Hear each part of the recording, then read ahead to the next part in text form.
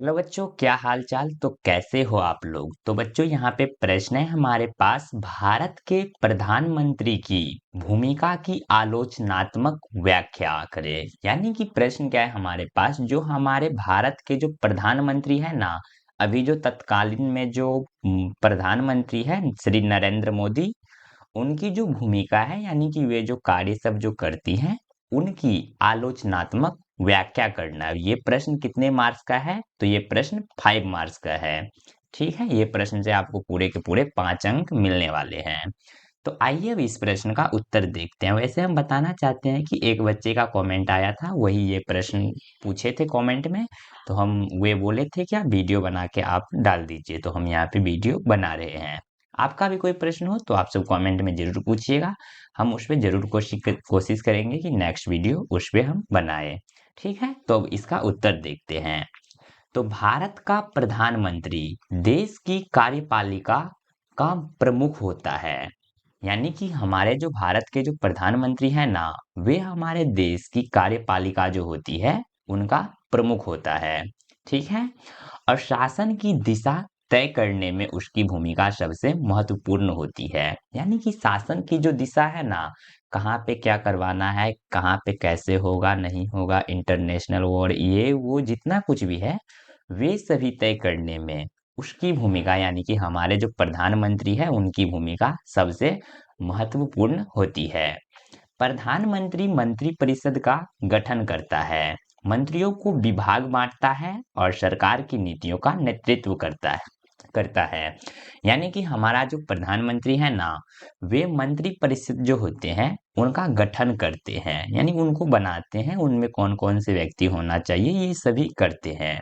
और मंत्रियों का विभाग भी बांटते हैं, और जितने भी मंत्री होते हैं उन सभी का अलग अलग अलग अलग विभाग भी बांटते हैं।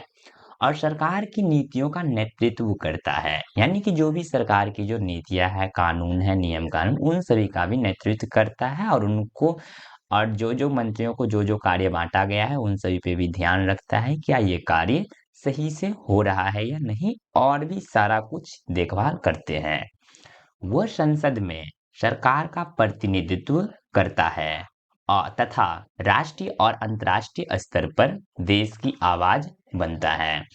यानी कि क्या होता है, प्रधानमंत्री अपने जो संसद होते हैं उसमें सरकार का प्रतिनिधित्व करता है। ठीक है, और इसके साथ साथ राष्ट्रीय यानी कि हमारे देश के अंदर यानी कि भारत के अंदर या फिर अंतर्राष्ट्रीय स्तर पर देश की आवाज बनता है। यानी कि हमारे देश में या फिर हमारे देश के बाहर कोई भी देश में, अमेरिका, चीन, जापान, कोई भी देश हो, उन सभी में भी हमारे देश की आवाज बनता है। ठीक है, अब यहाँ पे पीटीओ लिखा है तो हम नेक्स्ट स्लाइड पे चलते हैं। तो इसके साथ साथ आलोचनात्मक दृष्टि से देखा जाए तो प्रधानमंत्री के पास अत्यधिक शक्तियां केंद्रित हो जाती है, जिससे सामूहिक मंत्री परिषद की भूमिका कई बार कमजोर पड़ जाती है। यानी कि अगर आलोचनात्मक दृष्टि से अगर देखा जाए ना, तो प्रधानमंत्री जो होते हैं उनके पास बहुत ही अत्यधिक शक्तियां केंद्रित हो जाती है। यानी कि उनके पास ना बहुत सारी शक्तियां होती है, यानी वे कुछ भी इधर उधर करवा सकते हैं। ठीक है, जिससे क्या होता है, सामूहिक मंत्री परिषद जो होती है उनकी भूमिका थोड़ा कमजोर पड़ जाती है।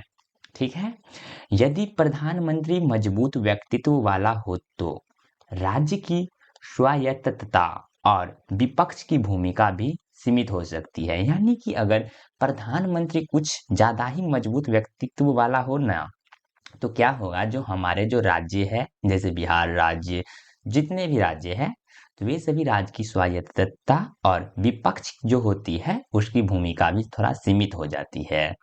ठीक है, फिर भी कमजोर प्रधानमंत्री की स्थिति में शासन में अस्थिरता और निर्णयों में देरी देखी जाती है। यानी कि ये सभी होने के बावजूद भी जो कमजोर प्रधानमंत्री होती है ना, उसकी स्थिति में और शासन में ना अस्थिरता देखी जाती है। यानी कि सही ढंग से वे शासन नहीं कर पाते हैं, और कोई भी निर्णय लेने में भी वे थोड़ा देरी देखी जाती है, यानी कि देरी करते हैं। ठीक है, यहाँ तक क्लियर हो गया। और अब आगे बढ़ते हैं।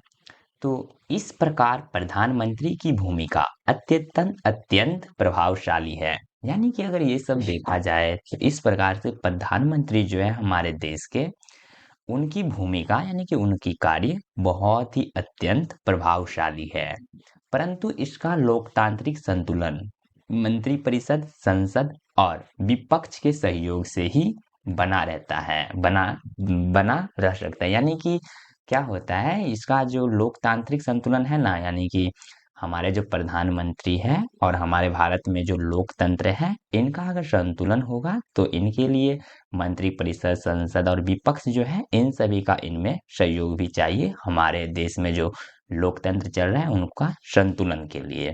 ठीक है, तो अब उम्मीद करते हैं आप सभी को इस प्रश्न का उत्तर अच्छे से क्लियर हो गया होगा। और इसके साथ साथ आपको ये वीडियो कैसा लगा कमेंट में ज़रूर बताइएगा। और अगर आपका कोई भी प्रश्न हो तो आप सब ज़रूर पूछिएगा, ठीक है? और अगर ये वीडियो आप सभी को थोड़ा-सा भी हेल्पफुल लगा हो तो वीडियो को लाइक एंड चैनल को सब्सक्राइब ज़रूर कीजिएगा। मिलते हैं अगले नेक्स्ट वीडियो में, तब तक के लिए जय हिंद, जय भारत, धन्यवाद।